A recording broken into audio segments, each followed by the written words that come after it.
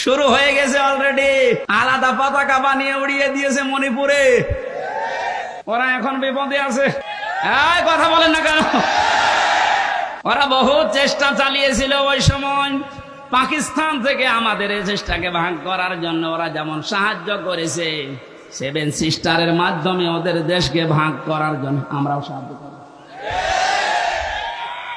চালান আমরা শোধ দিয়ে দেব। আপনি যা করিয়েছেন আমরা ওইটাই করব। আপনারা ওই সময় ভাগ করে যদি আমাদের বন্ধু হয়ে যান আমরাও কথা বলছেন। শুরু হয়ে গেছে অলরেডি। আলাদা পতাকা বানিয়ে উড়িয়ে দিয়েছে মণিপুরে। খেলা হবে না, খেলা আরম্ভ হয়ে গেছে।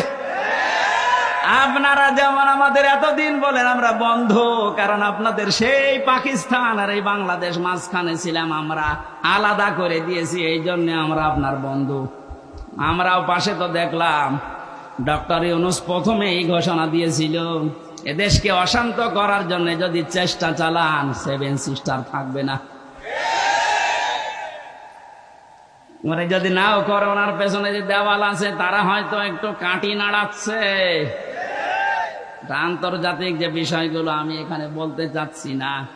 যাই হোক, আমি এতটুকু টাচ দিলাম, ওরা আমাদেরকে পাকিস্তান থেকে আলাদা করে যদি ওরা বন্ধু হয়, ওদেরকে আমরা এই সেভেন সিস্টার 7টা অংশে ভাগ করে বন্ধু হব। আমরা তো ওরা একটা করেছিল, আমরা 7টা করে দিচ্ছি। আমরা আরো বড় বন্ধু না?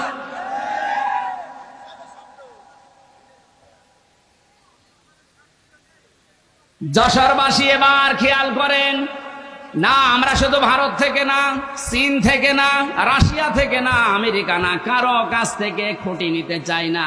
আল্লাহ যে খুঁটি দিয়েছে শান্তির ঘর বানাতে, আমরা ওই খুঁটি নেব।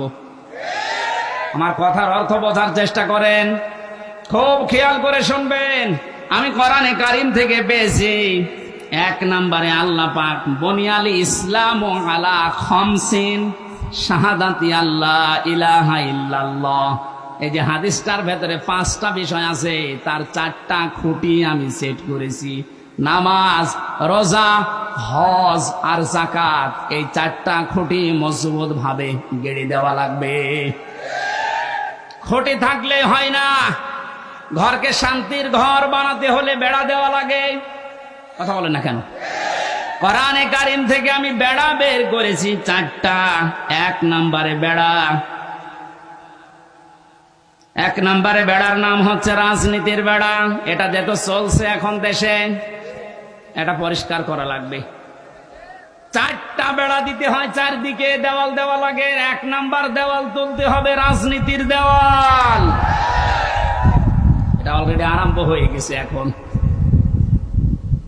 যেহেতু আমরা শান্তির ঘর চাই, আর পৃথিবীতে শান্তির ঘরের দেওয়াল দিতে হলে রাজনীতি, এটা লেনিনের কার্ল মার্ক্সের না, রাজনীতি নেওয়া লাগবে রাসূলুল্লাহ।